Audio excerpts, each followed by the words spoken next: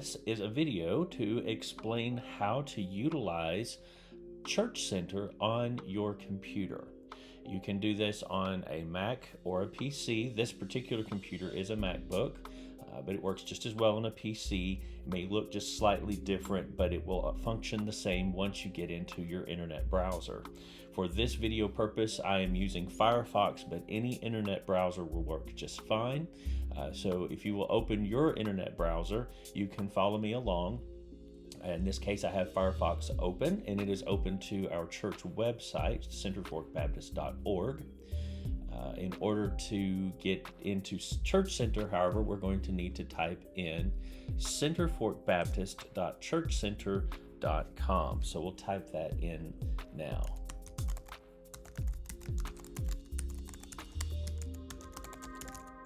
We'll hit enter, and it opens to the homepage of the Church Center website. Now, this is the web version. It's just like the app that you can use on your phone. If you'd like to utilize that app on your phone, you can download that from the Google Play Store or the App Store from Apple, depending on which device you use. And there are videos to explain how to install those apps on those devices, also available on our YouTube.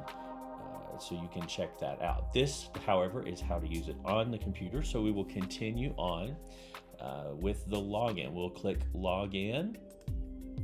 So after clicking login, you will see that you can enter your mobile number, or you can use an email address instead.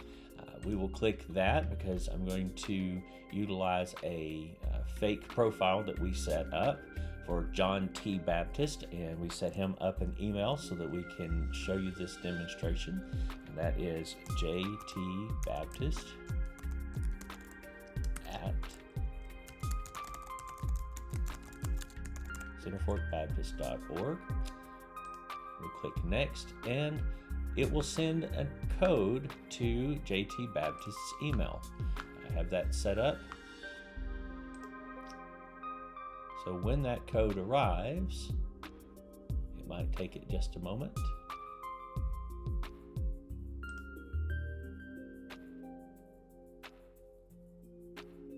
And there it is.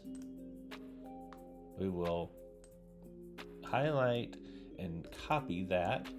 You can hit edit, copy. Or if you know the keyboard shortcuts, you can utilize those. We'll paste that in and then hit next. Now, we found two profiles that list that. We have John and Jane, and this Jane is also a fake one that we set up to be John's wife. So now we'll continue with John. And now John is officially logged in to the app. Now, there are a couple of things that you can do in the app. There are groups, and our groups are our Sunday school classes. Right now are the only things we have set up. We don't have John set up in one of those, again, because he's a fake profile, so we won't mess with that now. But there's also the directory. Now, John has not been invited to the directory, and no one can get into the directory unless they have been specifically invited. The only way that they can be invited is if the church staff utilizes our end of things to invite them. So if you need to be invited to the directory, please call the church office or one of the staff, and we can get online and get you invited to the directory. So for now, I'm going to switch over here, and I am going to invite John to the directory, which will allow us to have access. So now we will refresh, and he will have the directory. And it says right here, you haven't shared your information yet.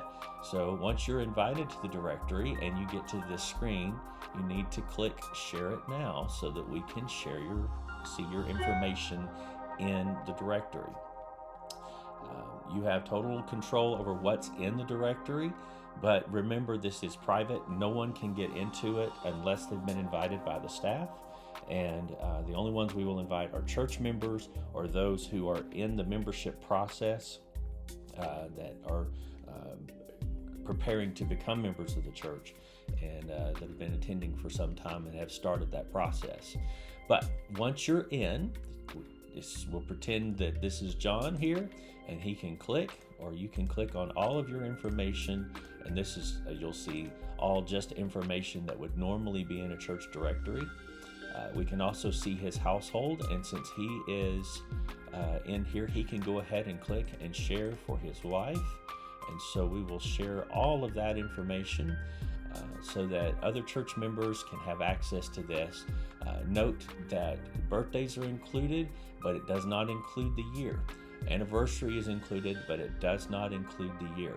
So no one's going to be able to see how long you've been married or how old you are, but they will know when your birthday is or your anniversary is if you share that, so that they can send you a card or whatever, just to be able to keep up with that. They will have your phone number, email, address, just the regular things that will be in any church directory.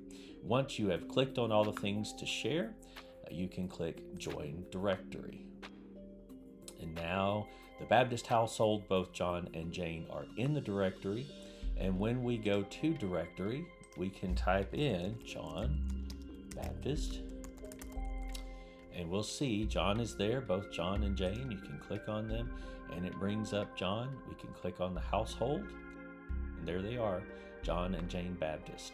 So that is the way to get yourself set up into the Church Center app on the computer, and also to sign up for the directory.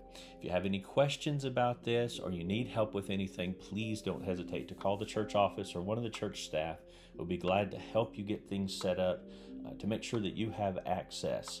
This app and this software is the way that we will be communicating from our church, and so we do encourage you to get in there, share your information, to if you have the option in any of the apps to allow notifications, because that's how we're going to be sending out information with everyone to make communication more convenient and more efficient in our church family.